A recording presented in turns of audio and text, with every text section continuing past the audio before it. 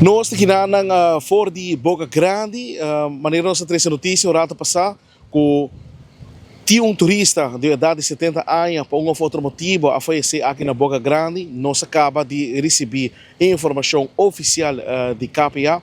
Em verdade, um turista de idade de 70 anos, depois que acaba de fazer seu deporte de kitesurf, na onda que hora que terminar, canando, vindo na seu auto, lo sac de outro e inana na onda que personal de kitesurf a dona seguro reanimação purba de dele na onda também first response, dos first response chega, dos ambulâncias chega, corpo policial chega, para lamentavelmente essa aqui não logra de reanimar a pessoa aqui.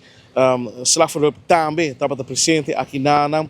O único detalhe que falta ainda para confirmar se a pessoa aqui está viva aqui na Aruba, pero sua idade está 70 anos, está um turista masculino, pero não tem informação ainda se está vivendo aqui na Aruba ou está de vacância. Pero aqui está o local que sucedeu, é chamada 30, 19:20, é chamada é melding a 30, com uma pessoa, com o saco de outro, e não está dando sinal de vida. Tudo isso aqui sucedeu aqui na mesa, na Boca Grande. Essa aqui é a informação que nós de 24 horas tempo do Nabo, é informação oficial que nós recebemos de KPA, na única que indica que, em verdade, uma pessoa lo faleceu e agora que a investigação vai andando, se está um ataque de coração, a pessoa aqui lo recebeu e se está vivendo aqui na Aruba. Traz de câmara, Teodoro de Jong e a mim, Leo German, nós, para mim, de notícia.